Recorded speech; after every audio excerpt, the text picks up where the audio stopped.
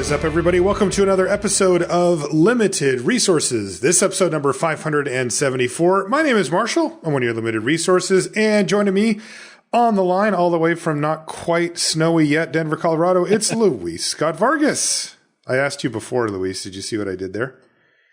You certainly did. The big setup. Yeah. And as I explained to Marshall, we get snow at sporadic times starting in like September-ish and lasting until, May, whatever. Denver does its thing. With a little summer sprinkled in there somehow. Honestly, the weather here is pretty good. I think people who don't live here assume it's a lot colder than it normally is. It gets a lot of sunshine here. Their tagline is 300 days of sunshine a year, but some of those sunshiny days are 20 degrees still is the thing. Oh, I see. Also, they do have another more popular tagline than that one, just FYI. The Mile High City. The Mile High City, that's right. I've experienced some absurdly weird weather being in there myself for a couple of events that has left me just going, I cannot figure this place out. It's literally it can be 20 degrees on Sunday, and then on Tuesday by like Monday it's like 60, and then it's back down to 40 on Wednesday or something. Yeah, it snowed, and then it was sunny the next day, and then it snowed. It was like, what's going on? I've actually been thinking I wouldn't mind a little snow. Seattle gets snow like really, really rarely, right? Yeah, it's like once every couple of years or something. Yeah, and it's for a few days usually. But I, with the pandemic and stuff where we're kind of stuck, I wouldn't mind actually going for a walk in the snow this time around. Normally I hate it because I suck at driving in it and I just don't want to deal with it. Seattle has a lot of hills too. But anyway, we've got kind of a cool show lined up. We're going to talk a little bit about Vintage Cube, which is coming back to Magic Online in a few weeks. It's both Luis and I's favorite way to play Magic, full stop. And what we're going to do this time is actually talk about some of the cards in the cube that we like or don't like. And then also we're going to go over the most recent changelog. So, the Vintage Cube constantly has cards coming in and therefore leaving it as it stays at a static number of cards total. And we're going to talk about some of the cards that have left recently and some of the ones that we're excited that have come in for this last iteration of the cube that we get to play again in a little bit. And then we're also going to answer a few listener questions that we had from our Patreon question of the week thread, because I'm going to start a new one of those for next week's show. And there was a few questions on there, and we thought we'd get to those as well. Before we get into those, let's mention our sponsor, channelfireball.com, place to go for really everything you need Magic related. One of the cool things, there's always something going on over at CFB. You guys have such a good marketing team over there, always coming up with cool promotions and new ideas and stuff. And this one is, it's the LSV collection. Although you're not the only one that did one of these. There's some really neat, like, kind of collections of cards and products and stuff that are curated by some of the CFB personalities. And I'll put a link to the one that Luis did here, but I know Gabby did one. I saw Riley did one, and who else was it? There was somebody, Kenobi, right? Yep, Vince did one as well. Vince did one as well. So what are these all about? So basically, it's just a kind of fun project where people just put whatever collection of cards they thought represented them. Both Gabby and I did cube-based ones. Like I did a bunch of like cube staples, Fire Ice and Fetch Lands and, like cool stuff like that. Gabby did like underrated cube cards like Mirari Conjecture, like card we're going to talk about later because I love that one. Mm-hmm. Vince had cards that had meaning for him, like Stoneforge Mystic. He loves Stoneforge Mystic, for example. So it was just a way to kind of show off the cards that people liked. And one of the things that we've really been pushing is our affiliate program, where when you buy a card from these collections and use the code of the person whose collection it is, they'll get a kickback. So it's a way for our content producers to kind of get supported by their audience. And another thing we did in this vein which I thought was really cool is the CFB tokens. We did our first season of those, and you might have seen them online, where we made a bunch of cool tokens from Inkland Tokens. Jessica there, she makes awesome tokens. Yeah, and she's so talented. Yeah, it's so good. And so there's all these tokens of all the different content creators, and stylized and themed in ways that kind of, again, represent them. Like you have Matt Sperling on a Shark Typhoon, but he also looks kind of sick because Sperling's sick of it. He looks like he's gonna throw up, which I find really funny. So you can always check out channelfireball.com for a lot of ways to, kind of do cool stuff and support the people who make the content you like. Like, for example, LR. If you use the code LR when you buy anything from CFB or sign up for CFB Pro, that helps support the podcast. And there you go. And this one that we did from Luis, I'll put it in the show notes. Good. If you have a cube, it's like little packages of cards that go well together that can help enhance your cube and maybe fill in some gaps that you don't have, which of course goes along with what we're going to be talking about here. Also, the Patreon.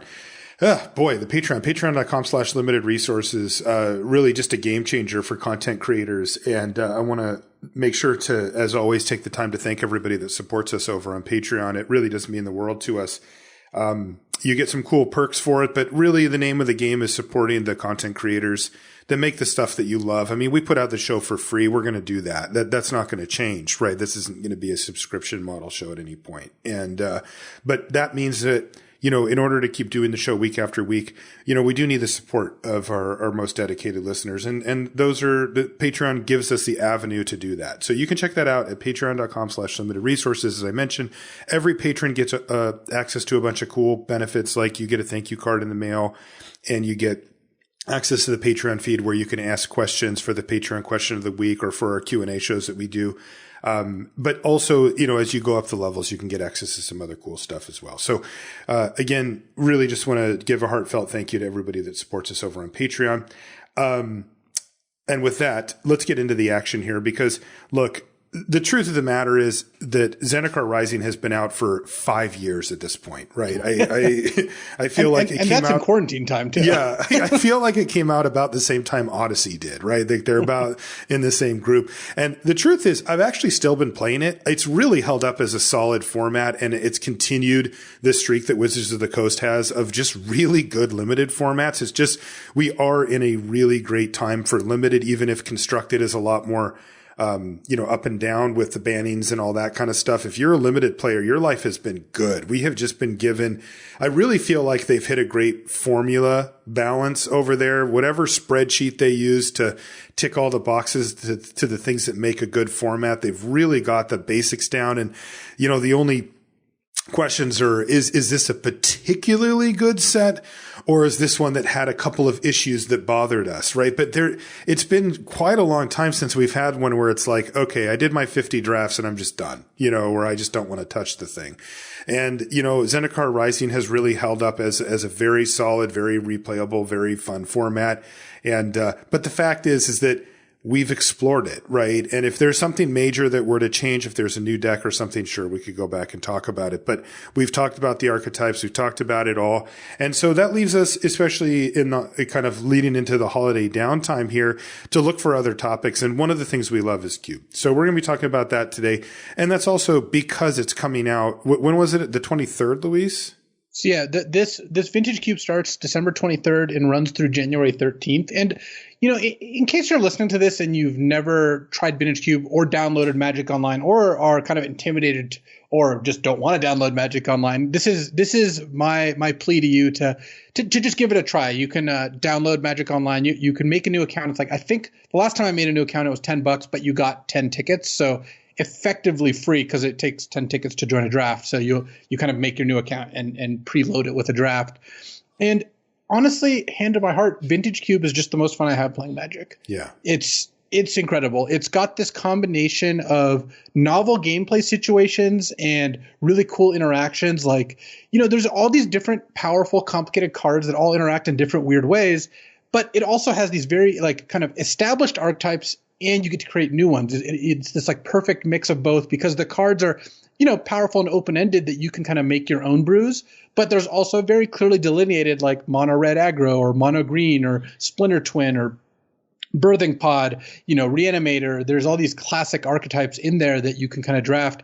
And, one of the things that we've always advocated is learning the cube archetype by archetype. In fact, I haven't done this yet, but Marshall, I'll go ahead and throw links to my kind of cube magnum opus in the show notes. I wrote a series of articles for CFB a couple years ago that hold up pretty well because the vintage cube hasn't fundamentally changed. Mm-hmm. They kind of explain how all the different archetypes, how to get into them and which cards to value and how to build your mana bases. So that's going to be a nice heads up for people who haven't read those.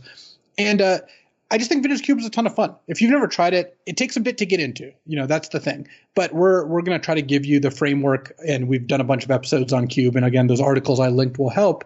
And once you get into it, it's just so unbelievably rewarding. Everyone I know who I've kind of like shepherded through this journey or really pushed them to get into Cube has, once they pushed past the like, whoa, there's a lot going on here. Once they get past that part, it's just their favorite. The people who get into it get really into it. So I really think that you should try Vintage Cube if you're looking for a new draft format, and it's kind of closer to it's in between draft and constructed. I think maybe a little closer to draft in the sense that you're still at the mercy of the packs and signals and what gets opened, but definitely a constructed feel where some decks want exactly this range of cards and nothing else. But yeah, it's a lot of fun, and we're obviously going to enjoy talking about it today, especially since I really like where the Cube's at right now. Yeah, it's interesting because, we sound like evangelists for the Cube, but the fact is we are.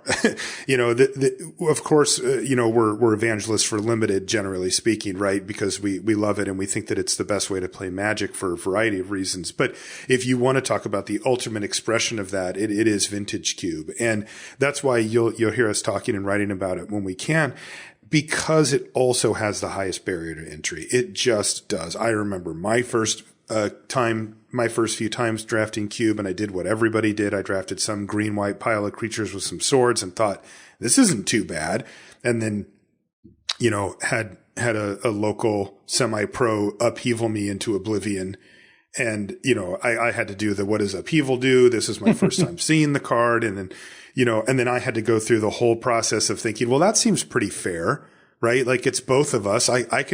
I'll just rebuild my board first and then like sort of have it sink in that my opponent had floated mana and played a signet and a thing after that, and then hit their land drop for the turn, then pass a turn back to me. I play a land and a thing, and then I discard 5 cards, and I'm like, okay, I get it now. Like I am not approaching this in the same way that my opponents were. And it did take me a while to get to that point, because I was similar probably to most of our listeners coming in, where I had come back to Magic, but even before, when I was into it, I was never into it on the level that they were.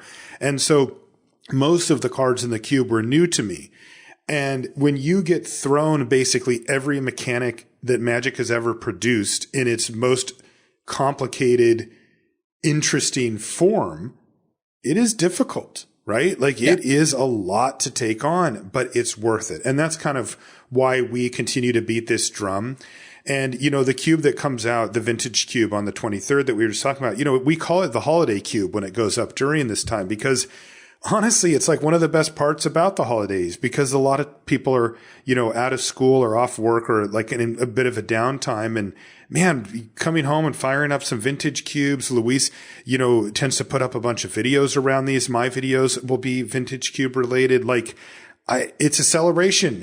I can't put it any other way. It's for limited players. It is really the ultimate. So one thing that's interesting, Luis, is, we want to talk about some of the changes that they made for the last round of changes. And interestingly, I know that some of our audience is much different than us on this, but I actually try not to look at the changes before I jump into the Cube. I'm not the type, like, look, when it comes to the new set, I want to know all the cards. I want the set review. I want the information. But when it comes to Cube, I want to be surprised. I want to go, oh, that's in this Cube now. Interesting. And I wonder what's missing. And, and I like that journey of discovery. So I never look at the this is in, this is out article that they'll put up before the Cube goes live. But now that it's been out for, one cycle and I've gotten a chance to draft it, now I'm really keen to jump in and kind of dive in and see what they're doing. And you can get an idea for the types of cards that they take out. And what we'll see here is these cards are basically one card replacing another, which is a really cool format for a podcast because it's a lot less nebulous and it's just like, here's a pile of new cards. And we're going to go over a bunch of these and kind of give our take about what it means for the Cube to have this card missing and maybe what some of the intentions were for changing around some of these things. So let's get into it. One of them is really interesting off the bat, which is Mystic Confluence for commit to memory. Because I think Mystic Confluence is like broken on Moto or something. Yeah. So the Mystic Confluence, the Confluence is, I guess there was just 2 in the Cube, Fiery and Mystic at the time, but they had a bug where it wouldn't properly display which modes were being cast. And that's already annoying, right? Because these have like 3 different modes. You do need to know what's happening. Mystic Confluence had an actual even game breaking bug where if you if you made them pay 3, it was something to do with like if you made them, you chose the Mana Leak version and then they paid for it, you wouldn't get the card draw or something like that. Okay. The card didn't work. So it got cut for commit memory. And also, by the way, while we looked through this cube to try to pull out the cards we didn't like even after all the changes, see if there's any other cards we'd want to change, we only found like 2 cards. And I went through every single card in this cube, and normally I can find some stuff to complain about. There's some nonsense in there sometimes, and it just wasn't the case this time. Yeah. Yeah. So basically, a couple months ago, I just kind of unprompted emailed the folks at WotC who kind of manage the cube with just a list of cards, suggested changes, and I think they liked some of the changes because they did take some of them, as well as adding a bunch of cards from the latest set, this is something they do every cube, by the way. Yes. Every time a new set comes out, they add, I don't know what, 5-10 cards, something like that, from the latest set. And what'll generally happen is those let's say 10 cards will be in, and then after one rotation, 8 of them or 7 of them leave, and then you have 2 or 3 cards that ended up sticking and become permanent fixtures in the cube. Just because. Yeah, I was going to say, and one thing we should note here, Luis, is that sometimes the cards are put in for a very similar effect or something that would, more or less replace it in a deck that you could swap them in and out. And sometimes they're not, right? Yeah. And then that's one of the things that we want to focus on here. What were you going to say, though, about the reasoning? Part of it is to show off the new cards, right? It's cool to see the new cards. It gets hyped for the next set. It connects the cube with whatever's going on in Magic right now. Obviously, they want to sell the new cards too, so people playing with them in cube makes that more likely. And it's cool because I think that it's good to test more cards than you think you'll end up wanting to keep permanently. It's the whole throw a bunch of noodles at the wall and see what sticks, right? Yeah. And in this particular case, for example, Skyclave Apparition and Seagate Stormcaller, Thieving Skydiver, all these cards from Zendikar Rising, I'm sure are just going to be cube staples. Yes. These cards are just fixtures at this point. Whereas something like Null Priest of Oblivion, I suspect that one will rotate out whenever the next time cube rotates, because that one just didn't quite make it, right. Just not quite good enough. But I am pro trying more cards rather than fewer, because you never know. You sometimes stumble upon like a card, a hidden gem, or something like, for example, the Seagate Stormcaller has played out so much better than I even thought it would. It's not a discount Snapcaster, a bargain bin Snapcaster. It's a similar card to Snapcaster, but it does things differently, and in some cases much better. That's right. Yeah, the copy. Creating a copy means that countering the thing that you're doing is that much more difficult. It gets really interesting. Let's just go down the list here, Luis. So Mystic Confluence out, Commit to Memory in. I hate that change, but if it's because of a bug, whatever. But I loved Mystic Confluence. Like, that card is super, super powerful. And Commit to Memory is like cute. It's trying to do the Torrential Gearhulk thing, which is in the cube as well, but like, I like Commit Memory because it gives Storm decks another piece of interaction. Like, it's mediocre interaction and a mediocre draw 7, but the combination of those two is pretty nice. And it has some fun combos like Narset or Leovold. Yeah. So there are some things. Brightling out, Spirit of the Labyrinth in. I would replace Brightling with literally a white card at random. That card was planes. Horrible. It was bad. Yeah. And even though Spirit of the Labyrinth is not a card that I will tend to put in my decks as often as a card that will beat me, I think it's great to have in the cube because look, as much as we like casting Mystic Confluence, I'm totally fine with there being cards that are good against the Mystic Confluence people. That's right. And, this is an interesting one for that way, because Brightling is like this sort of trying to be versatile beatdown card, but Spirit of the Labyrinth is really the type of card that succeeds in cube. If you're going to play white weenie, you need these hate bears. These, Spirit of Labyrinth, by the way, is the 1 and a white 3/1. It's an enchantment creature, and each player can't draw more than 1 card each turn, which generally doesn't punish the white decks, but does punish the blue decks, and that's what you need. Hollowed Spirit Keeper out which I actually kind of like that card, but whatever. And again, you see the same trend. Vryn Wingmare in. That's the 2 and a white 2/1 flyer that makes non-creature spells 1 more to cast. Again, you want these hateful cards rather than like efficient beaters or whatever. Yeah, and I think part of what we're doing here, by the way, and looking through all these cards, is seeing what changes it would make to the archetypes that are currently in the cube, or what new strategic doors they open. And in this case, yes, like, White Weenie getting Vryn Wingmare and Spirit of the Labyrinth, plus a couple of white cards we're about to talk about, means that it's a much more brutal deck against the kind of nonsense blue decks, which again I think is an overall positive for the cube. Right, and we'll go over these last few white cards, and you'll see that that's the trend, right? It's more expensive, kind of mid-rangey stuff being pulled for cheaper, more disruptive stuff. For example, the next one is Emmeria Angel, which was that 2 white 3/3 flyer with landfall, make a 1/1 flyer.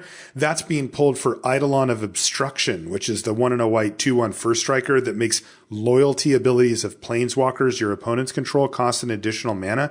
Now, I don't think Eidolon of Obstruction is playable in the cube, but I see where they're going, right? They want cheap disruptive creatures rather than 4 mana 3/3 flyer, maybe get some angels out of it. Another one, Angel of Invention, out. And that's being replaced by Seasoned Hollow Blade, 1 and a white 3/1, discard a card, tap it, it gets indestructible, right? Again, beating down, hard to kill. This whole deck is going in that direction. Fairgrounds Warden is replaced by a similar card, Skyclave Apparition, but what a massive upgrade. Skyclave Apparition has been absurd in the cube. That card's amazing. I think that you should take this card very, very highly if you're in white. It's a double white card, so I'm not going to take it early if I don't need to commit to a color. But the Skyclave Apparition is just messed up. First of all, it exiles, so it gets around all death triggers and all that. But also, you don't get the card back if you kill the apparition. When you Skyclave Apparition, they're Jace the Mind Sculptor, and then they kill your Skyclave Apparition, they get a 4/4. Granted, a 4/4 is not nothing, but they don't get a Jace back. That's so much better for you. It's kind of nothing. Yeah, there's a lot of decks that do not care about your board state. And also, when you Skyclave Apparition like a Mox or just a cheap card, like you Skyclave Apparition their Birds of Paradise, that's just, it doesn't matter what happens after that. You got a great deal. That's right. And they still have to spend a card. Yeah. Basically, what ends up happening in these matchups is that the apparition gets something important and you get to keep a 2/2 because nobody's ever spending removal to get back a vanilla 2/2 in cube. It doesn't do anything, Another one, and these ones are really interesting, Luis. So Angel of Serenity leaves. Now, this is a 7 mana angel with a whole bunch of cool abilities that nobody ever really played. It's replaced by Emmeria's Call, which is technically a 7-drop as well. It's the sorcery that gives you the 2 4/4 angels and makes your other stuff indestructible until your next turn.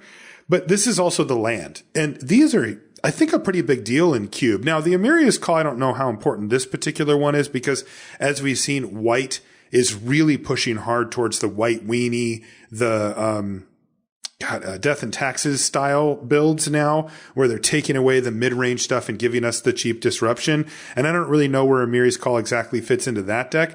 But still, the fact that we have these cards that are effectively lands but also powerful spells is a big deal, I think, in cube. Oh, I love the cycle of the Zendikar Rising mythic lands. So, you have your Emmeria's Call, Agadeem's Awakening, Shatterskull Smashing, Turntimber Symbiosis, Seagate Restoration. I think they're all in at this point. Mm-hmm. Maybe Seagate Restoration is not, actually. I think that might be the one that did not make the cut. Blue just has a harder time, than the other colors. It's a lot harder to squeak in cards, but I like the cycle so much because it just adds more flavor and action to the cube where you get to play more spells in your deck. You get to get mana screwed a little bit less. And these cards in general are pretty exciting to cast. Like I would always play Emmeria's Call in a low curve White Weenie deck because the odds that the 3 life matter or just playing a tap land matter, I think, are much, much lower than you just getting flooded and having a bomb 7-drop that can close out a game. Yep, that's true. And remember, there's a lot of time where your opponent kills your early stuff and you don't have much of a game plan. Now you have one with Emmeria's Call. More along these lines, and I think this is a really interesting one. Enlightened Tutor out of the cube. That's the white instant that lets you search up an artifact or enchantment and put it on top of your library, which has been a staple in cube forever. has it ever been good? I don't think it's ever actually been a good card in Cube. I feel like this one is long overdue to be taken out, but it's hard to let go of some of the cards that have been in forever. I mean, my approach when I sent in that original list, which basically has most of the cards that got cut, but the cards that got added were a little more different because the new set was coming out. And of course, I didn't know about that. And I took aim at a lot of these crappy white cards that you always saw a 15th pick. Angel of Serenity, Angel of Invention, Hallowed Spirit Keeper, Enlightened Tutor, Moat, Spear of Heliod. Like, these are just cards that had been in for so long that people kind of assumed that they had to stay, but they're just not good enough. Right, they're just not, especially for trying to push the strategies that aren't the super popular ones like the blue stuff, right?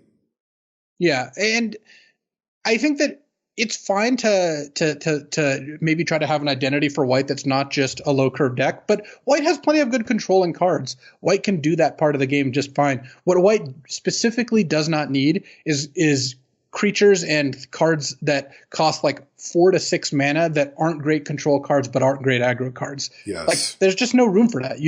It's not going to accomplish what you want. Yeah, perfect examples were Emmeria Angel and Angel of Invention that you just mentioned. Fine magic cards. They're good cards. It's just they're lost in the middle. Enlightened Tutor got pulled for Lapse of Certainty, which is 2 and a white instant counter target spell.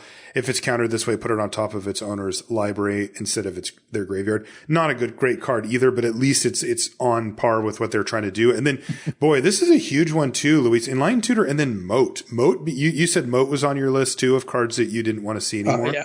Moat just doesn't do anything. It's not good. Yeah. And I also don't think it's fun. Like, it's definitely I don't fun. think that every card in the cube has to be fun for your opponent, because a lot of them specifically are not. No one really enjoys getting mind twisted. But Moat in particular, it's like Ensnaring Bridge. The games where it's good are kind of miserable games. Oh, yeah, for sure. And so it was replaced by Felidar Retreat, which really isn't up to par as far as cube goes. From what I've seen when people play that, I'm like, great, no problem.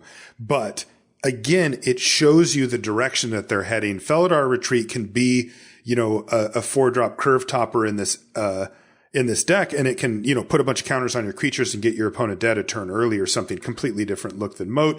And then the last white one is Spear of Heliod, which you mentioned. It's being replaced with, I don't know where they're going here, but Fight as One. Okay, if I'm gonna try to get some credit for some good changes, I gotta take responsibility for some bad ones. My intention when I suggested Fight as One was like, ooh, white when you can play this in response to a Wrath, save 2 creatures. Turns out the card's just not good enough. So that one's got to go. Wow, blameluis.com. It's white instant. Choose one or both. Target human creature you control gets +1/+1 and gains indestructible until end of turn. And then there's also the same thing for non-human. Wow. So I can blame you for every time I see a 15th pick Fight as One. Good too. Yeah, you sure can. I will say, by the way, Felidar Retreat, I don't think will survive the next culling either. Yeah. Felidar Retreat in Cube is what Marshall thinks Felidar Retreat is in Zendikar Rising Rift. An F+. Actually, and I lied. The last white card is actually Terminus Out for Oust, which again, Oust isn't super powerful, but it's a cheap interactive spell, and that's kind of what you need. Oust is a one white mana for a sorcery that puts a creature a third from the top, and then its controller gains 3 life. And this card is fantastic in control decks. It's actually obscene how good it is. And also, it's pretty solid even in aggro decks. The fact that they're gaining 3 life doesn't really matter when you're putting back one of their 4 drops and getting in a big attack. That's right, yeah. The blue cards, this one made me sad, but I get it. So Baby Jace Beleren, the OG, the 1 blue original Jace, out of the cube, which I don't like because I really like that card, but it's in for Jace Mirror Mage, which is the flashy new 1 blue Jace with kicker and all that. And, this is where even though I'm sentimentally a little bummed because I think Jace Beleren's a good card and also just a card I like, you know what? That's cool. Go ahead. Try out Jace Mirror Mage. Let's see what this thing can do. They have a similar effect. They have the exact same mana cost. They even have the same name of Jace. And so these are the types of changes that I like. I'm fine with seeing. I just, if it doesn't work out, let's get Baby Jace back in there. I have to report that it has not worked out, and yes, Jace Mirror Mage, not the secret sauce. I will say that I'm not kind of committed to Jace Beleren either. I could definitely see other blue cards making the cut there instead. Sure. Search for Azcanta out, which I'm a little bummed about. I like that card, but Seagate Stormcaller in for it. Yeah, baby. And I think that as we talked about earlier, Seagate Stormcaller's in for the long haul. This is a super interesting. It is difficult to set up, right? Like you need to get to the mana, and it's not the type of card that you can just rent out as a 2-drop and get a bunch of value from. Really cool though, the way that it pays off. And then I love the fact that it happens to have kicker if you've, ramped or flooded out a bit too. So. Yeah, I have been really impressed with Seagate Stormcaller. It is a lot more mana efficient than Snapcaster Mage because for example, if you want him to Turok your opponent, Snapcaster, flashback him, that's 6 mana. But if you had the Seagate Stormcaller, you just play that, then play him, and it gets copied. You mentioned earlier that it's good against counter spells because it'll auto copy the spell whether or not it gets countered. It's a triggered ability, and it also doesn't exile, which means that I've had some nice Seagate Stormcaller time lock decks. Oh yeah, that's super good. Yeah, that to me is probably one of the headliners for the cards I'm most excited to have in the cube. Now they pulled Thing in the Ice, which was a good payoff for blue-red, but otherwise didn't really see any play. And they brought in a cool one, Thieving Skydiver. And I have to say that, Vintage Cube seems to be Thieving Skydiver's really, real home. I love Thieving Skydiver. Yeah. Yeah. I would not undo that change. Gifts Ungiven is out of the cube, which I know is a fan favorite. I've never been a particularly huge fan of it, though there's some neat stuff you can do with the Reanimator deck, only taking 2 cards or just setting up some really complicated, interesting situations. But it was replaced by one of our new favorites, the Mirari Conjecture. This is the 4 and a blue saga. And chapter 1 is return an instant card from your graveyard to your hand. 2, you get a sorcery back. And 3, until end of your turn, whenever you cast an instant or sorcery, you copy it. And that doesn't just count the ones that you got back. It isn't the first one. It's just all of them. So Mirari Conjecture is some really slow but sweet value that can lead to game-ending turns pretty easily. Mirari Conjecture is my single favorite card that has been this recent change. It really rewards you for crafting this deck that has a good mix of instants and sorceries, particularly ones that are good to copy. It rewards you for slow rolling, like playing Conjecture, getting a card back, next turn getting another card back, but not casting them yet, waiting for the big payoff turn. It's just a really, really fun card, and I hope Mirari Conjecture stays forever. And it's really powerful too, right? I mean, this is not just like we're goofing around. Like this is like a card that can win you the game if you build around it. This is a big one. Hippie out. Hypnotic Spectre, one of the most beloved OG cards is out of the cube and has been replaced by Null Priest of Oblivion, which is one that you singled out as a card you thought might not make it to the next rotation. I kind of get it. Hypnotic Spectre is not amazing in this cube and it doesn't have a particularly great home. I certainly wouldn't keep the replacement of Null Priest, but I could see replacing it with something else maybe. Yeah, Null Priest wasn't good enough. I think by the time there's a next update, I suspect we'll find one. Yeah, Vampire Hexmage is out, which makes sense. It's felt like this version of the cube is a lot less Planeswalker-centric than some have been. I mean, the Legacy cube is like pure Planeswalkers, but this one, the Vintage cube doesn't have that many. In for it, Woe Strider, I don't feel like the sacrifice theme is really pushed super hard, and if that's not the case, then Woe Strider's like really not good. So yeah, I would pull Woe Strider. This one's kind of an interesting, very close swap. Vampire Nighthawk out for Nighthawk Scavenger.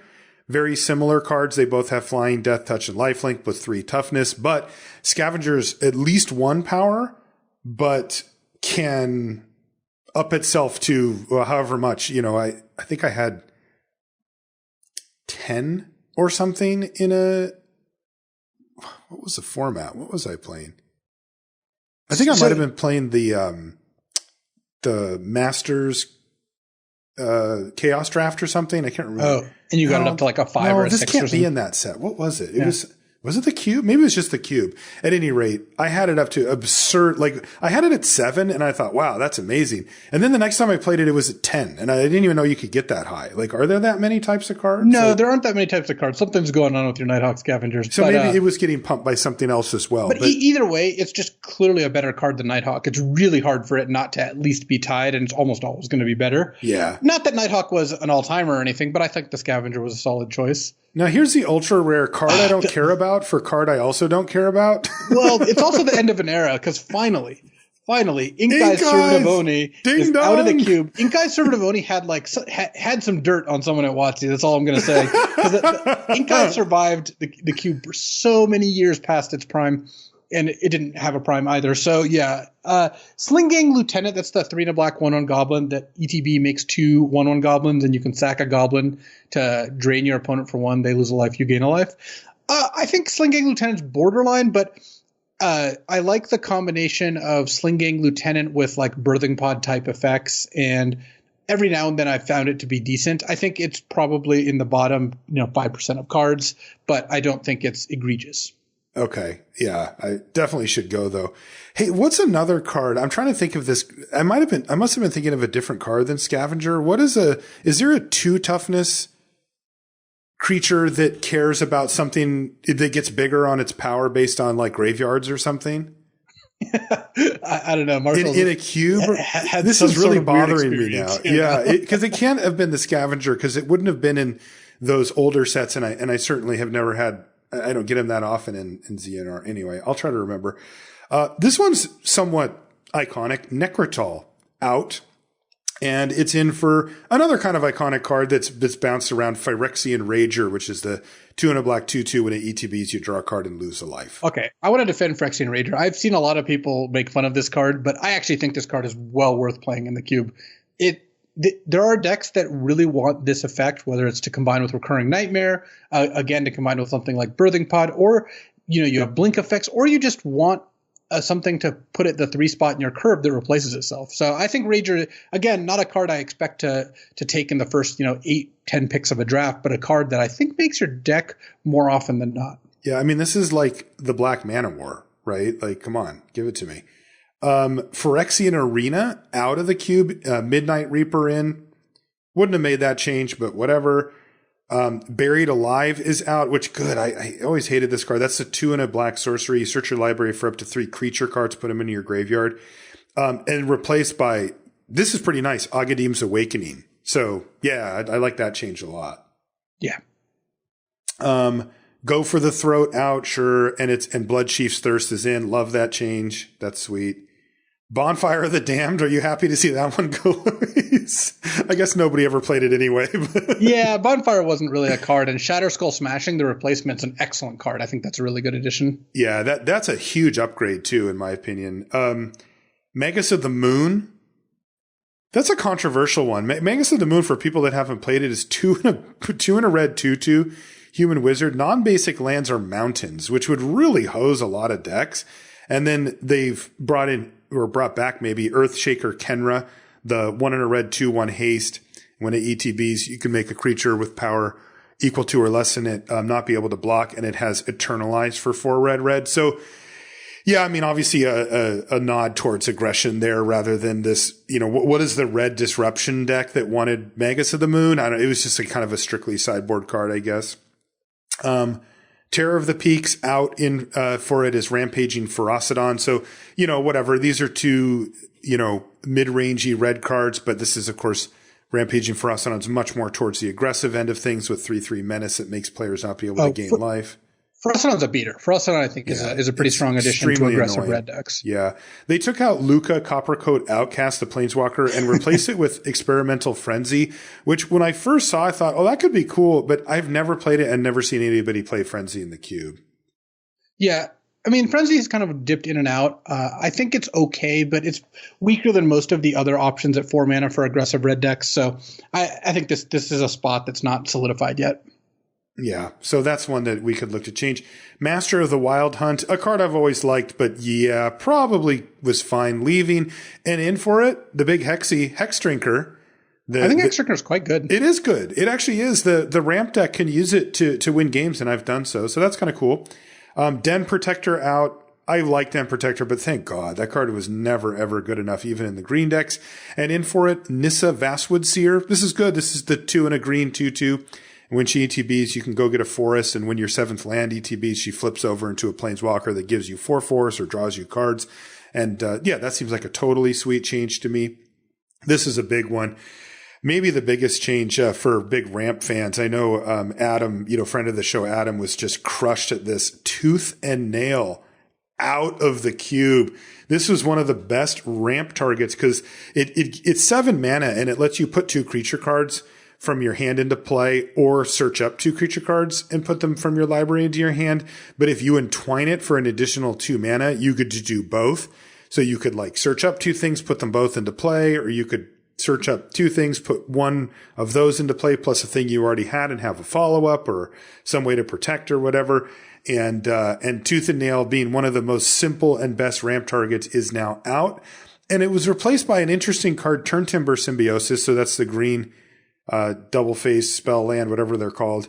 But the problem is that of course it's not as powerful as Tooth and Nail when you actually cast it, right? It lets you look at the top 7 cards of your library and then put a creature card from among them onto the battlefield. And if it's 3 or less, it gets some counters, gets 3 counters.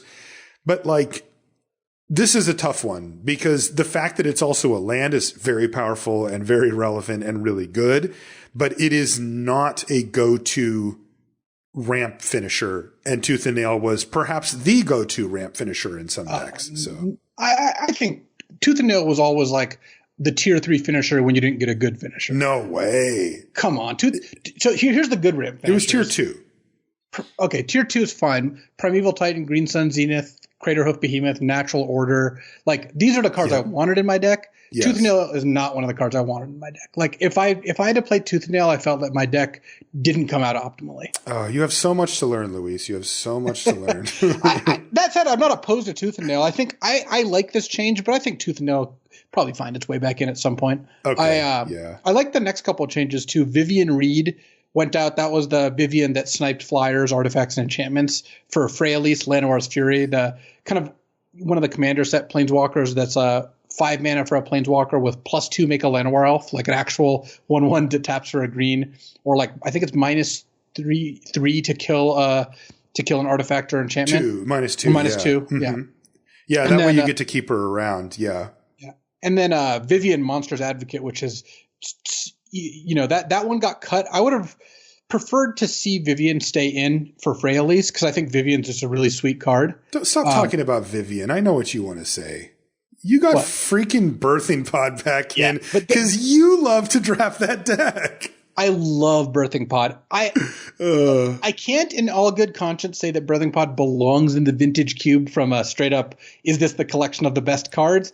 But I think Birthing Pod just is such a fun deck that I'm overjoyed that Birthing Pod is in, though I would like to find a way to keep Vivian Monsters Advocate in as well. Okay. Yeah. Sphinx's Revelations out didn't get cast that much for Geist of Saint Traft. Sure. Just try out a different look for the blue-white deck, though Geist is often homeless, as blue-white tends to be control. Edric, Spymaster of Trest is out, which is a card that actually saw some play and was kind of interesting. In for it, another Birthing Pod, Prime Speaker Vanifar. Are those on the same level for you? I mean, Birthing Pod's, cheaper and better and stuff, but is Vanifar, do you run Vanifar in those decks? You do, though Vanifar is much, much weaker than Pod just because Vanifar dies and Pod is a lot harder to kill. Yeah. But basically when I draft a Birthing Pod deck, I want a curve of creatures that goes from about 1 to 6 with all value creatures: Acidic Slime, Phantasmal Image, Phyrexian Metamorph, basically, Eternal Witness, Reclamation Sage, Avalanche Riders, like Restoration Angel, all these cards that have sweet ETBs, and you just keep potting them up and profiting. Yeah. Fiend Artisan, that never really found a home in the cube, is out for, strangely, Casualties of War, which is the 6 mana sorcery that lets you destroy one or more artifact, creature, enchantment, land, and planeswalkers. So there you go. Probably not going to see a lot of play either, though. Tristani Discordant is out for Gaddock Teague. Sure, give the green white disruption package something going. Gaddock Teague is a 2/2 legendary for green white. And it says non-creature spells with converted mana cost 4 or greater can't be cast, and spells or non-creature spells with X in their mana cost can't be cast. This is a very annoying card. And if you ever find yourself on Magic Online wondering why you can't cast something, look over and see if there's a Teague. It really messes with you. Nicol Bolas Dragon God is out. That's the planeswalker that kind of copies other planeswalkers. In Omnath Locus of Creation. Maybe since it's getting banned everywhere else, Omnath can find a home in the vintage cube, Luis. Oh, I think Omnath's spectacular for cube because it's definitely not too good. It's pretty hard to cast or get into play. Another good pod target, by the way.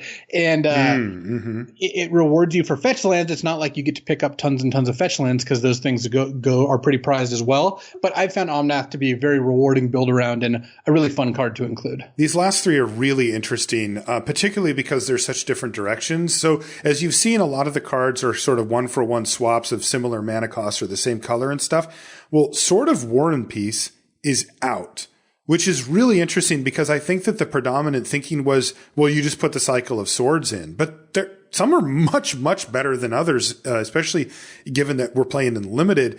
And that one's out for, of all things, Niv Mizzet Reborn, which is the Wooburg 6/6 flying legendary dragon avatar. And when it ETBs, you reveal the top 10 cards of your library. And for each color pair, you can choose a card that's exactly that pair of colors and put it into your hand. And I've actually seen people do this in the 5-color deck, and they've drawn 4 or 5 cards off of it, and I've never lost to it. Yeah, and even then, 4 or 5 cards is way above average. Like on average, you're going to draw like 2 cards from it. So yeah, I'm not a big fan of Niv Mizzet, but I do really like breaking up the sword paradigm where just keep the good ones in, Sword of Fire and Ice, Sword of Feast and Famine, Sword of Body and Mind. You don't need the bad ones. Like there's just no reason to play all the swords. Just play the ones. Whose idea was that to take out the bad swords? The same person who suggested Fight as one. So you get some wins, you get some losses. Lightning Greaves is out, which is another longtime staple that really just has way overstayed its welcome. And in for it, oh boy, they went deep. It's Lotus Pedal. 0 mana artifact taps that could add 1 mana to your mana pool. I love Lotus Pedal. It's great for Storm combo and pretty atrocious outside of it. It is a very powerful card in the Storm deck, by the way. Yeah. Also, we make fun of Storm a lot, because it's fun but bad. I think in this version of the cube, it's both fun and actually good. Between me and Andrew Beckstrom, who BK does, I do constructed resources with him. He's also a huge cube aficionado. He went 29-1 with Storm in the last. What? No, that's absurd. I'm not kidding. He just trophied like 10 drafts in a row or something with Storm. So wow, go Lotus Pedal. Yeah, Lotus Pedal is definitely part of that. I mean, I think that Storm's actually good. If you looked at the cube videos I put up from this iteration, I think of the like 6 or 7 videos I put up, I think I trophied 3 of them with Storm, and then the others just weren't Storm drafts. Like Storm actually is good, which I think is pretty sweet. Yeah, that's great. The last one is Sword of Light and Shadow, so another of the quote bad swords coming out.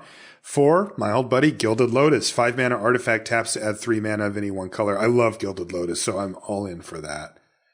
Yeah, but anyway, so there you go. You can get a good kind of an angle for what way the cube's going. A couple of the cards that were put in are the ones that really didn't hold up. We wanted to mention Fight as one and Niv Mizzet Reborn, particularly as cards that, we get rid of those. It wouldn't be bad to go ahead and get rid of those. So just to kind of put a bow on it or whatever, you should be playing this cube even if you're kind of nervous about it. It's worth it to have to read a bunch of cards and not really get what's going on and feel a little overwhelmed for a while, because once you get your foothold, what always happens is you'll find a deck that suits you. There's a lot of different archetypes available. Cube is, especially vintage cube, is easily the thing that you'll get the most arguments from limited players about, hey, what do you take pack one, pick one here? And people see things completely differently than one another, yet you can have success in many different ways. If somebody tells you that there's only one way to draft a cube or there's only whatever, there's not. No. The last time you and I did a cube show, we kind of talked about our approaches, which are a little bit different, but have a lot of overlap. But we had people saying, well, that's not how I do it. And I do fine. And I totally believe them. It is just there are many ways to approach this thing. And once you find your lane, then you'll start to really kind of understand how to draft it and the cards that are really good, and you'll really start to love it. And then you have a foothold. And after that, you can start branching off into other archetypes. And before you know it, you're going to be in there with Lewis and I every day drafting the cube. I will say one thing too, which is a little different than how we approach a normal limited set. When we try to give you advice for Zendikar Rising or Theros or whatever the current set is, there is, I feel like, a little bit less wiggle room in terms of like how you can approach the format, just because these formats aren't as complicated. And our goal is to give you the best tools to win the most matches as possible. Now, we want to help you with Cube in that as well, but my mindset in Cube is not what is going to give me the highest match win percentage. It's what is going to let me have the most fun. Mm-hmm. And that is part of how I enjoy Cube. Not everyone does that the same way, and I would always encourage you to do whatever feels the best for you. But one of the cool things about Cube is most people are approaching it in a similar way, like where everyone is drafting the decks they kind of want to draft. And so you're going to have a decent win percentage doing what you want to do, unless the thing you want to do is draft like red-white control or something, then you'll lose every match. But right. If you just find some archetypes in the cube that are fun for you and you prioritize those over other ones, that's totally fine. Like mono red and mono white always have a very high win percentage, but I don't draft them super often because I just prefer to draft Storm or Birthing Pod or whatever nonsense I want to draft. But cube is kind of forgiving in that sense, where there's just a lot of cool stuff going on, and just pick the stuff that appeals to you. Yeah. The mono red thing is really the conundrum, right? Where people like us, spikes, have to face down. I know I could draft mono red and I could win a fairly high percentage of drafts, and I never do. So you have to find your own balance there for sure. Okay, a few questions here from our patrons, and then we'll call it a show, Luis. This one comes from Adam, who says, do you have suggestions for how to improve the ability to keep track of a large number of critical pieces of information in a complex board state to reduce errors resulting from overlooking or forgetting something you should know?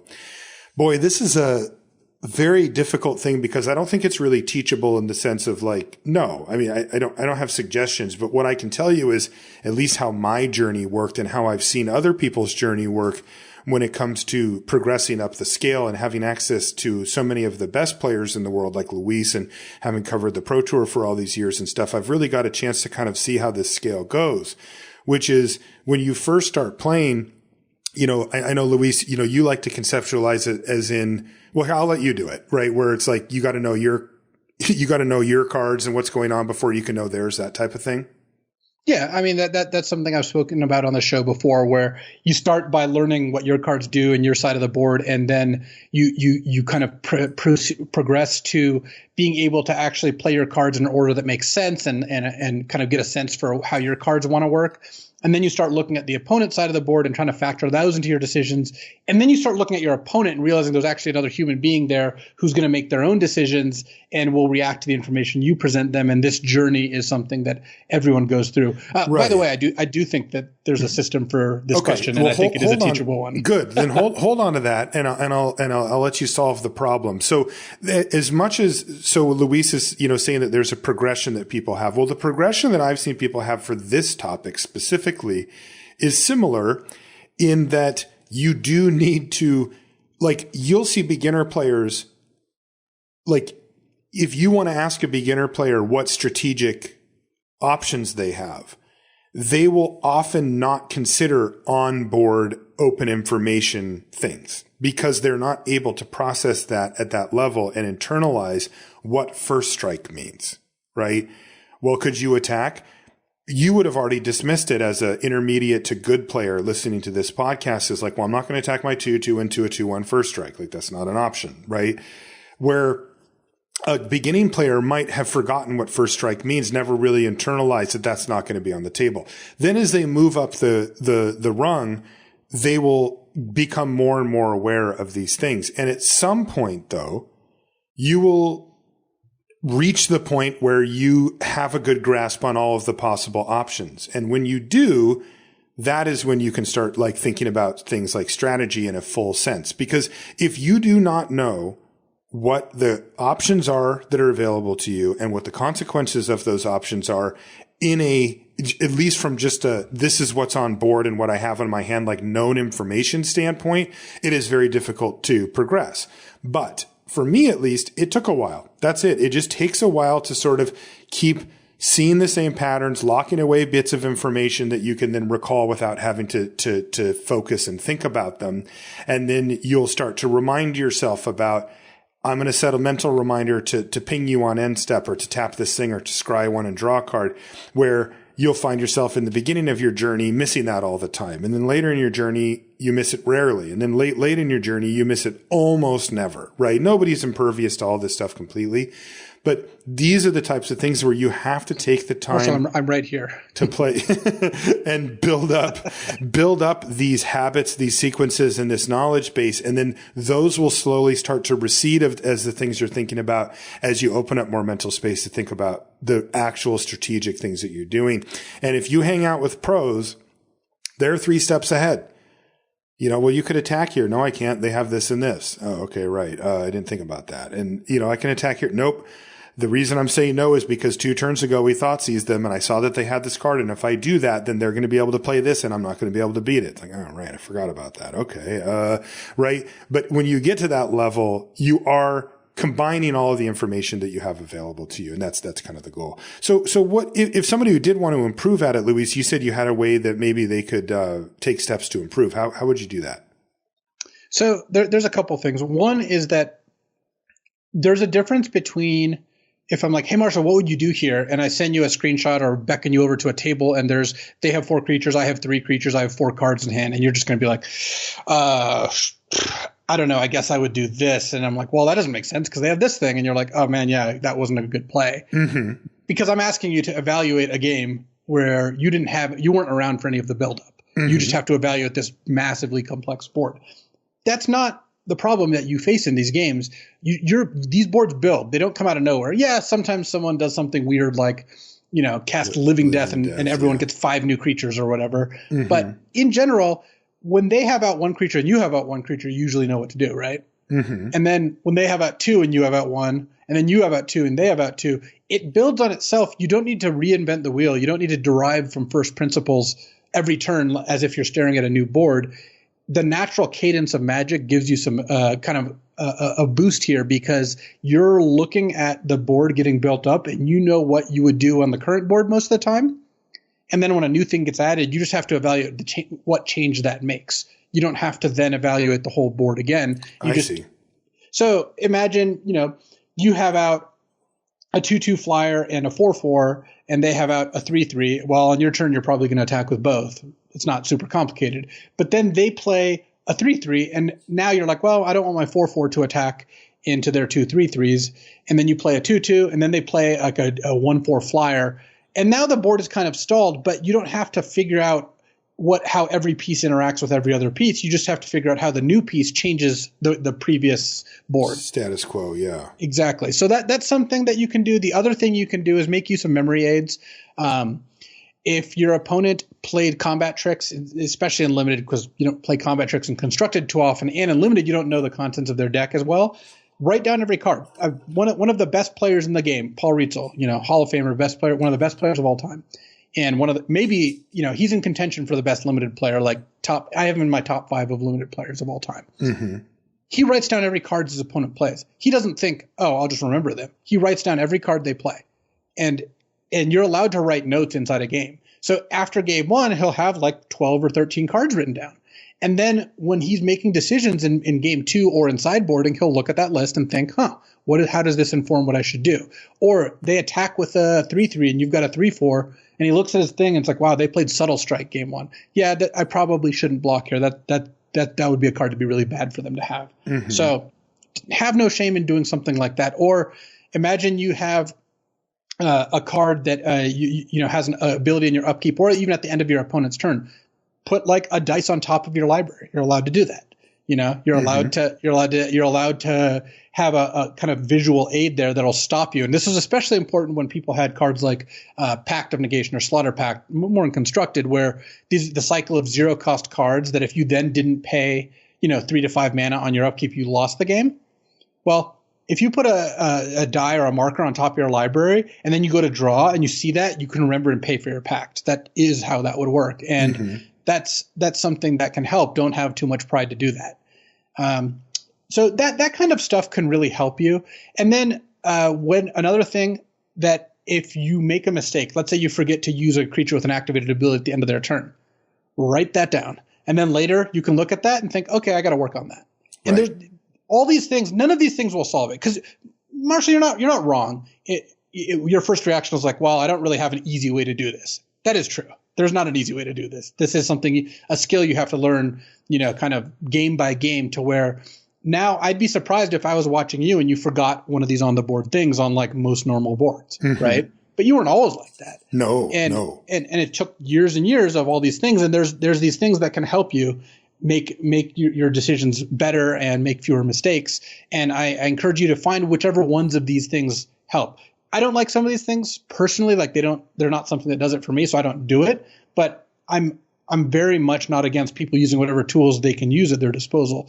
Another one, if you're playing on Arena, for example, using one of those apps like a untapped.gg. First of all, these are like a deck tracker. First of all, it keeps track of all your like stats and stuff like that, which is kind of cool. That's what they get out of it, by the way. They get all those stats, and then they can put out these graphics, and they get all this information. So much like anything, if you're not paying for it, you're the product, right? That's right. That's true. But I like Untapped a lot. I think that that it's a really cool thing.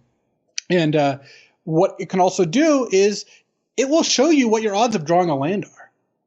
And that's legal information in that you could have figured that out yourself. The information is available to you that you have 14 lands left in your deck of 29 cards, but they're the ones who do the math. They also can show you all the cards that are left in your deck, which again is technically information you would have. It's a little murkier because you can do something like this in paper. That doesn't really make sense, but it is legal to use these things on Arena, and I do not think it's unsporting or negative to use them. Do whatever helps you make better decisions. Now, if you find this is distracting and doesn't help you, don't use it. It's fine. Right. Yeah. But a lot of people like them, and I think that they're good tools to have at your disposal. Yeah, for sure. Sometimes it just takes a while to build up that knowledge. That's for sure. Next question comes from Phil, who says, do either of you go back and watch your own stream to gain insight into your play, like patterns or mistakes, etc.? I asked because I was watching a replay of Luis's stream of your Lords of Limited challenge and found it very interesting to watch Luis watch and comment on Marshall's play. For instance, casting the Black-White Cleric on 2 instead of the Flying Lifelinker, which I haven't been able to hear the end of, by the way. When you play at such a high level, I wonder what it is that you guys do to improve your games. Mostly I watch Marshall's games and criticize his plays. You're learning a lot from that, are you? Yeah. I tend not to go back and watch my own games because I played them and I remember them. What I will do is when there's a mistake, I'll think about it a lot and kind of process it and figure out, okay, how can I not make this mistake? I actually love making mistakes. Not so much in tournaments. I don't like that. But I love making mistakes in practice. There's actually like nothing better for your development, honestly. Like imagine you're playtesting a matchup in Constructed and you try to use a spell on one of their creatures, but it's just a really bad idea because they have a card in their deck that makes that like a really bad play. It's much better to make that play in practice because then that'll be burned into your mind. Don't do that in the tournament. Here's an example of that we actually ran into when we first started playtesting with Rogues. Rogues in Standard has a card Into the Story. It's 5 blue, draw 4 cards instant. But if they have 7 or more cards in their graveyard, you can cast it for 3 less.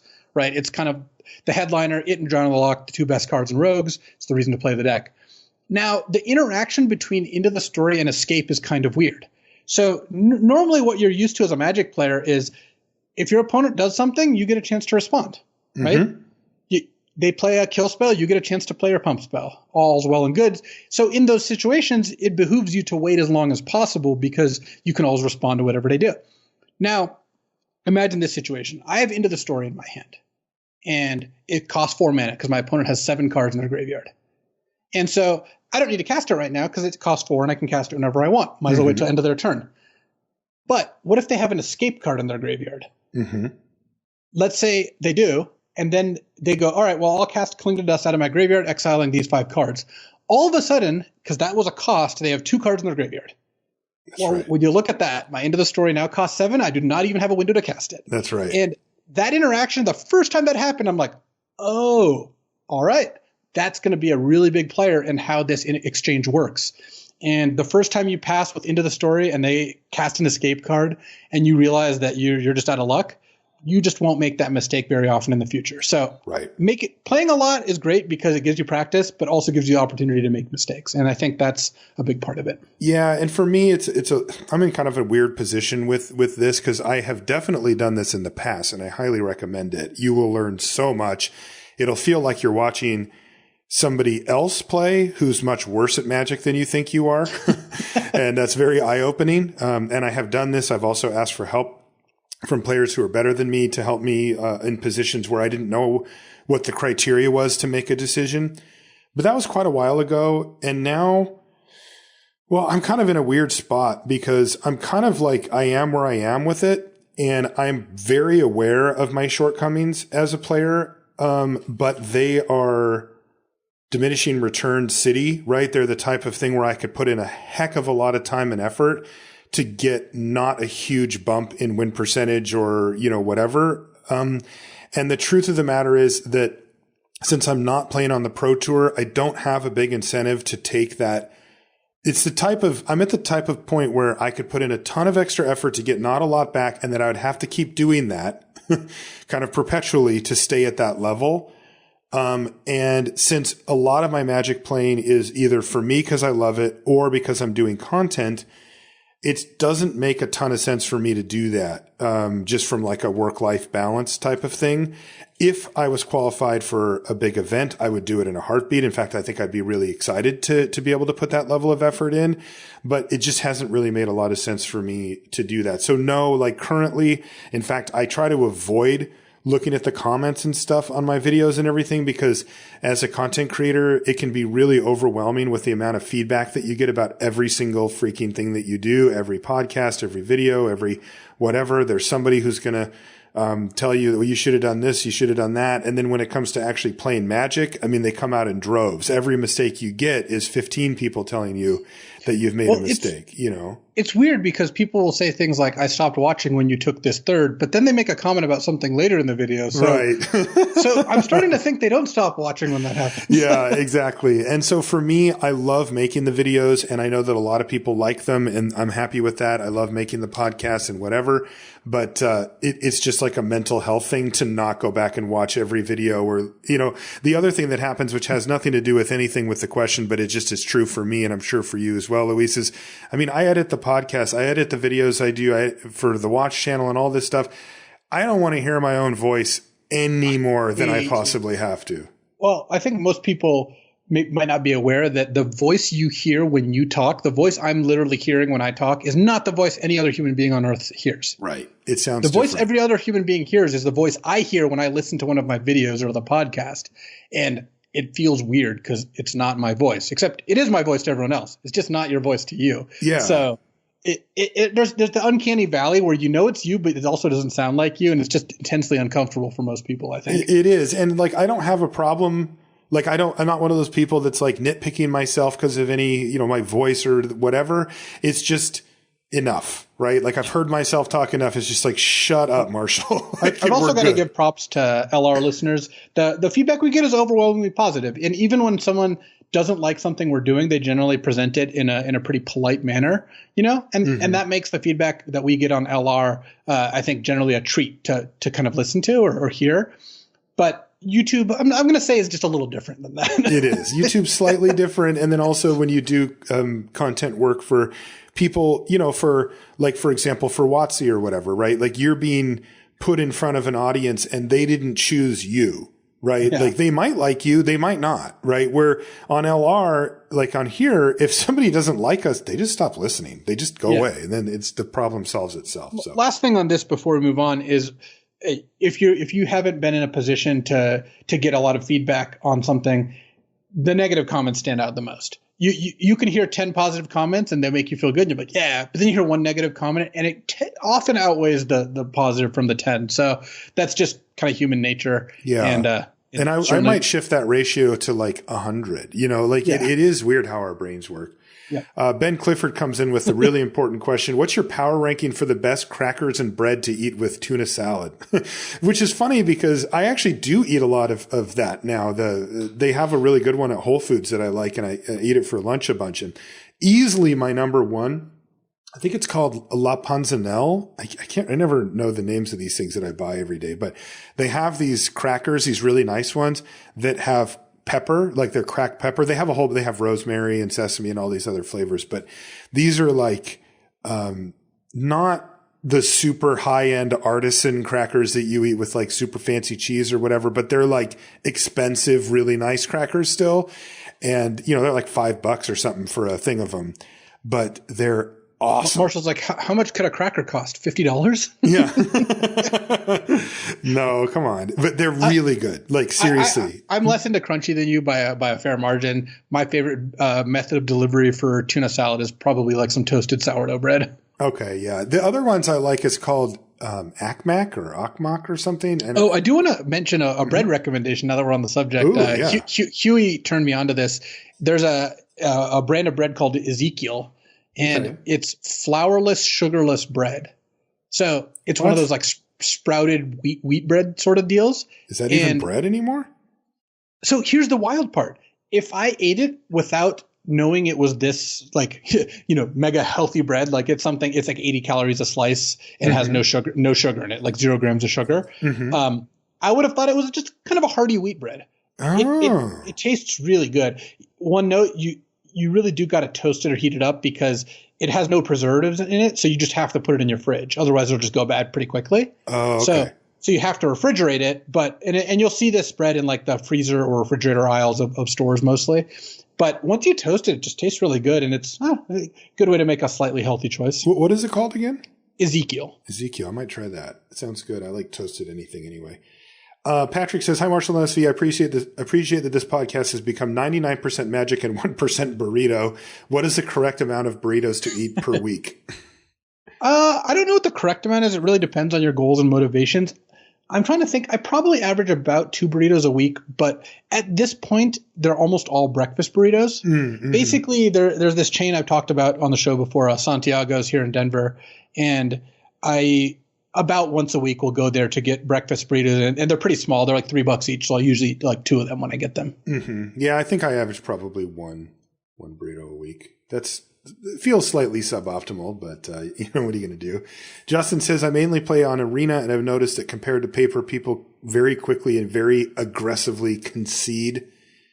It almost seems like a point of pride to scoop before someone deals lethal damage to you. What's your opinion on this? And as players, do you do this? No way. You know, the mantra that I use, and it admittedly is a little hyperbolic, but I think it's it's better than the alternative, is never concede. I don't concede. I know that there's other arguments to be made, but almost all the time when you find yourself in a position where you're about to die, it usually takes a turn to actually kill you. And I can tell you that there have been many, many times where people have chosen not to kill me for whatever reason. And I'm perfectly willing to dump 30 seconds into, make them attack me. They attack, then I concede. Fine. Right. No problem. If I literally know I'm going to lose and it's going to take me 8 minutes to do so, I will scoop. It's no problem. I just have to be sure. And because I've seen what Justin has seen a bunch, which is people that like when things start to go badly, or if you have 2 good plays in a row, they just scoop. And I don't do that ever. I think that that's like not in the mentality of somebody who's really trying to win, who has that kind of nuts and bolts spike approach to the game. I would never tell anybody that you can do whatever the hell you want, right? I don't mind if you scoop on turn 1. It's your life. It's your money. You can do what you want. But if you want to try to take the approach that we kind of espouse on the show, you should be a tough concession. You should not be looking for reasons to concede.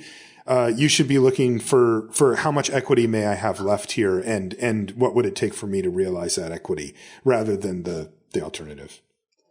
Yeah, I mean, I think a lot of people on Arena are just there for the fast action, and when things start going not their way, they'll just scoop it up and move on to the next game. Especially, and even though I think Justin might be playing a draft, because listening to LR makes sense.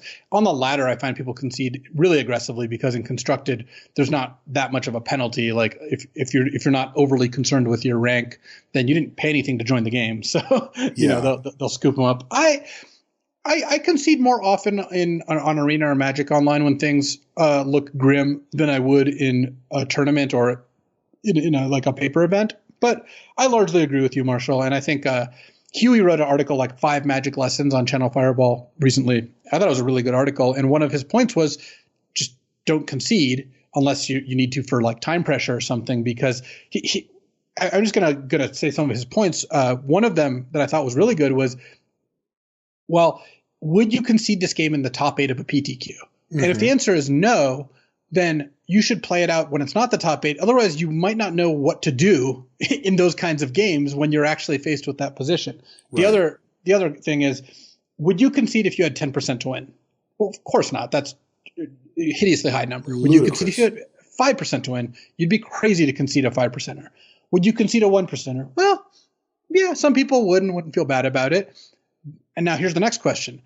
How confident are you that this game is 1%, not 5%? Mm-hmm. Like, right. Do you know that? And the answer is no, you really don't usually. And the places I'll concede are like, if I'm at 2 and they have a 2/2 flyer and there's no reason for them not to attack with it, I'm not going to bother seeing if they misclick or whatever. Sure. But if you have 2 creatures out and you're at 3 and they have 3 creatures out and you have nothing in your hand, you don't need to concede because sometimes they won't make that attack. So. That's right. And that's the thing that I don't like is when I see it's almost like people need to they're trying to prove that they're smart or whatever, where I'll see somebody concede. I'll say, why did you just concede? And they'll say, well, they had lethal. I'm like, they may not have known that, or that took significant risk, or you had 3 cards in your hand. Like, they're not going to attack. Like you said, you're at 1 and they've got 3 1/1s and you have 2 2/2s. They're not going to send them in every time. Like, make them do it. Right. Because I'll tell you, when people do that against me, I feel nothing but relief. Right? When I see that happen, when I'm like, crap, I've got a really tough decision here on whether I should send in the team and go for the win right now, or if I can really try to, and then they just scoop. And I'm like, sweet, perfect, done.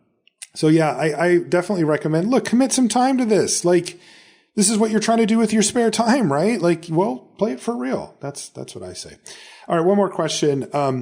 This is similar to what we were talking about before, but Nico says, how do you approach watching other people play and how I can get more out of doing so? I watch a lot of Magic because I find it enjoyable, but I often find it much harder to think strategically when watching as opposed to playing.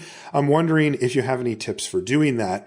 Do you imagine playing the game yourself as you watch and you compare decisions to what you would have done, or are there other ways to approach it? The really difficult part, Nico, is if you're watching any type of coverage event where you can see both players' hands, it's just too hard to differentiate what you know and what you don't know as a human, right? So I would focus it more on watching like streamers play where you're watching it from their perspective, or if you're watching a video. And a video to me is a sweet spot because, like, let's say you're watching Kenji stream, right? Kenji just does stuff. He doesn't really explain like his thought processes on every decision, where like if you watch Ben, he will. But if you watch Kenji play, he just does stuff and he usually makes the right play. He's a really good player. But it's going to be hard for you to keep up because he plays so quickly with trying to figure out what you can learn from that. Where if you watch a video, you can pause it and you can say, literally, what would you do here? Like, you have to make a decision. And then watch what the player does, and then you can compare it to that. Yeah, that's a really good point. I also think you should figure out the most important part about watching someone playing, what you can get out of it, I think, for Nico or anyone else, is first find what you enjoy. Because I don't think that watching games of Magic to learn but also not enjoying that process is really going to be a positive for your life. It's just, I think you can do better than that. So first, find someone you enjoy watching. Yeah. Because if you don't enjoy watching the person, and for me, how much I enjoy a stream is almost fully predicated on just how much I like the streamer, right? Like I'm not into watching someone because they play well, but I don't like them. That just has zero interest for me. But you know, there's a spectrum. I think Ben is on one end of the spectrum, and I think Kenji is closer to the other end. I think you and I fall closer to Ben than Kenji on that spectrum, in that we'll tend to explain what we're doing and why. Yeah, Ryan's very far over on that Ben end of things with the explanation. Yeah. And you should figure out where you want to fall for people you're watching. If it's live, I think the video idea is also a very good one, because that will end up being you have the ability to not only pause and think about it, but also I find that when I make a video, I go more deep on the decisions I'm making because I'm not talking to chat and hanging out. There's just a slightly different vibe, you know? Mm-hmm. But again, watch whatever of these things you think is the most entertaining. I will say that when I watch, I do try to think about, oh, what would I do in this situation? That's interesting. And sometimes I'll even suggest it or talk on stream about it or whatever. Also, depending on the stream you're watching, because different people are more receptive to this, you can ask them, hey, why did you make that play there? Or like, oh, what led you to cast this 4-drop instead of this 4-drop? You know, and if you ask questions in good faith, you'll often get answers. Don't phrase them like, why no love? Why no love for torrential gear hook? I hate.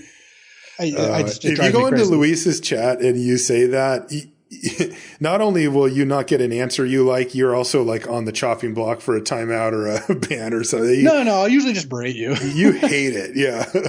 I just think it's presumptive, right? Well, a big part of kind of how I view this things is I really don't mind answering good faith questions. If you look at my Twitter, I tend to answer most questions that get asked of me. A little less likely if you tag other people. In fact, the more people you tag, the less likely of a response you're going to get. That's just life in general. When you email 7 people at once, no one will respond. You email one person, they're probably going to respond because the responsibility diffuses as you yell at larger and larger groups of people. Mm-hmm. But when people ask me questions in a way that don't feel like they treat me like I'm a person, I'm not going to be polite to them or I won't answer them. Yeah, but there's a sensitivity that you have to this that is out of whack. Like if you take a card and somebody says no love for torrential Gearhulk, like, yes, of course you have demonstrated that you didn't want to take the Gearhulk by taking it, which I think is part of your point. But also there's a discussion to be had there. And how do you ask that question? That's just a shorthand way of saying, oh, you preferred this card over the Gearhulk, which I thought you were going to take. Why didn't you? What's so rude about that? I can't say why it pushes my buttons, but it does. I've made that clear.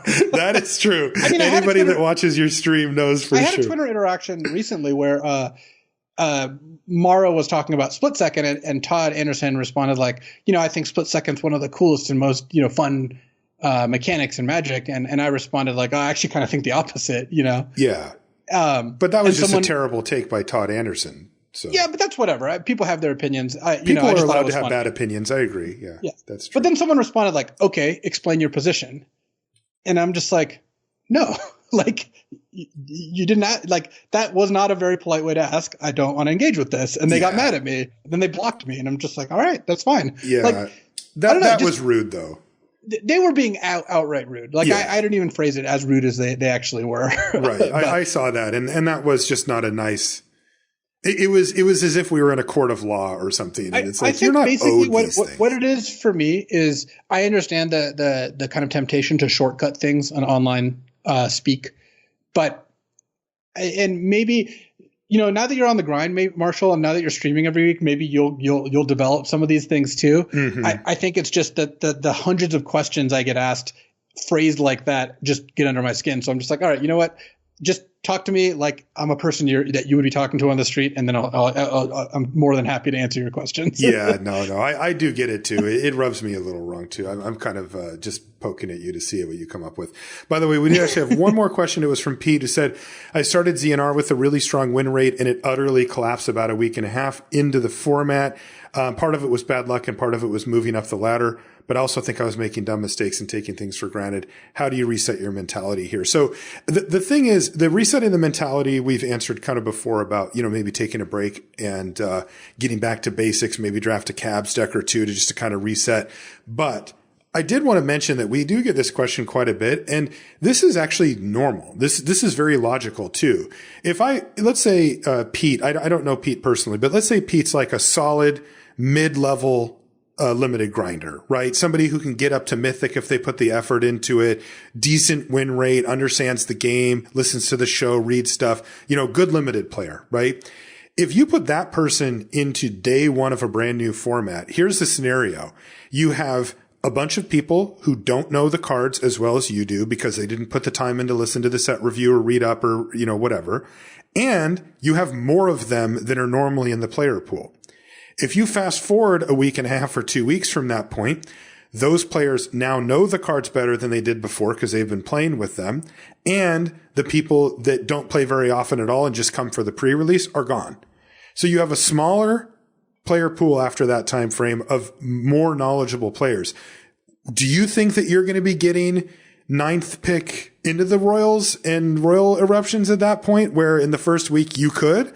No, you're not anymore. It is naturally going to get tougher in that first stretch. So the best thing to do is to prepare yourself for it and kind of go, I'm going to have my heyday here in the first week of the format or whatever, but it's going to settle down as the weaker, not as dedicated to limited players shuffle their way out, and the people that didn't study up as much as you did, hang around and start to learn about the format.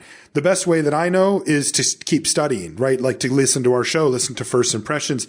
What are the archetypes that are hot? What are the ones that are really good at face value that will become obvious and hard to get in 2 weeks' time? But for now, you can actually get them. So I would prepare myself for that pattern to happen. I've seen that pattern every time as well. It's just, it tends to get harder the longer it goes because you get the more diehards hanging in there. Luis, let's call it a show there. That's going to do it for this week. If you want to find us on social media, Marshall_LR is where you can find me pretty much everywhere. And you can find Luis at LSV. You can also get everything related to the podcast at lrcast.com, including links to our streams, which we've referenced on here, the YouTube channel, the subreddit. Shout out to everybody on the subreddit. Whole bunch of stuff right there on the front page of lrcast.com. Also want to mention our sponsor, Channel Fireball.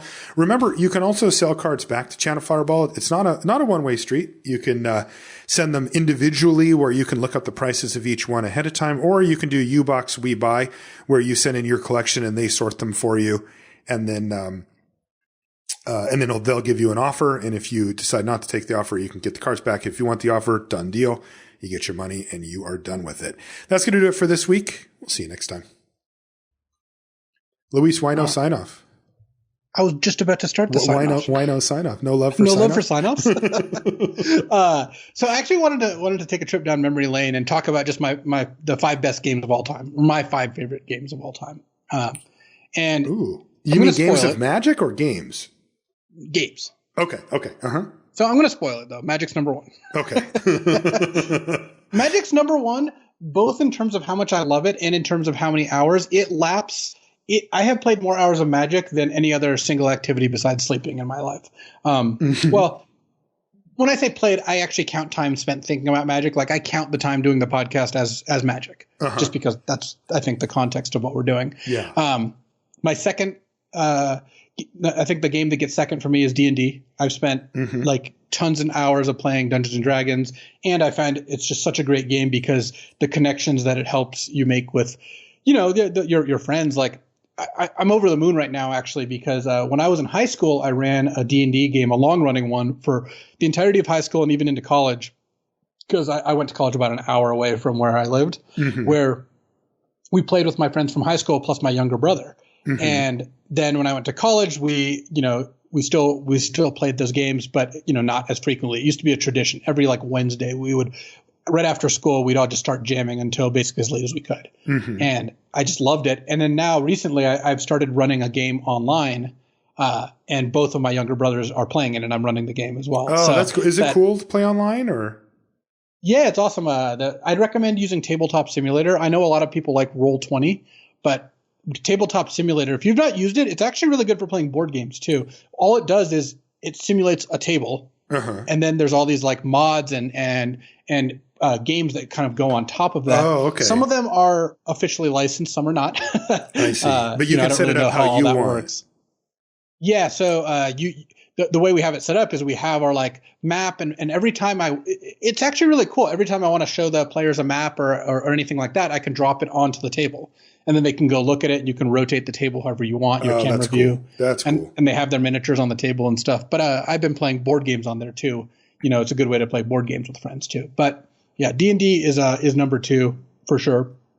Number 3 for me is actually I think it will surprise you.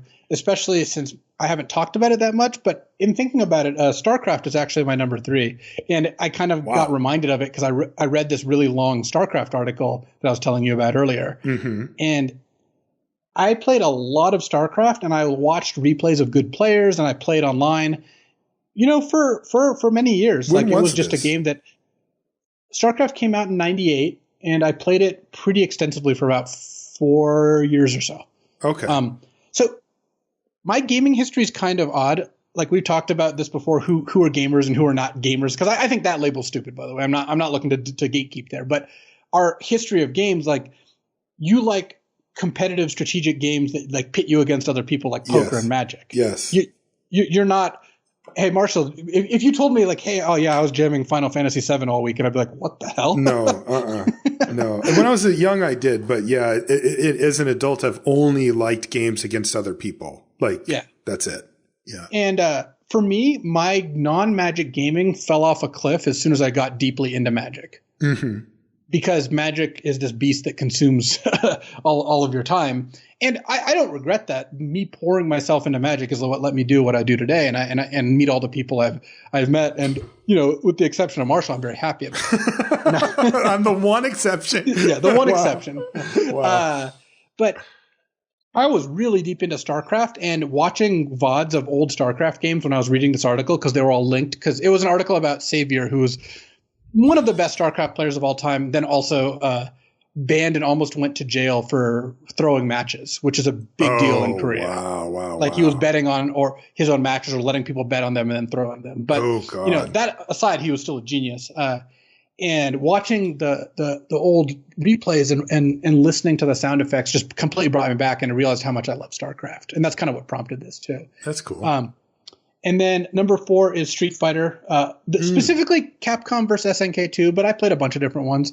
And that is the game that I credit for first giving me that taste of competition, the taste of like, oh, I want to go out and beat people. I want to be the best. And I soon realized, because I started playing Magic kind of as I was just really starting to get onto the Street Fighter scene.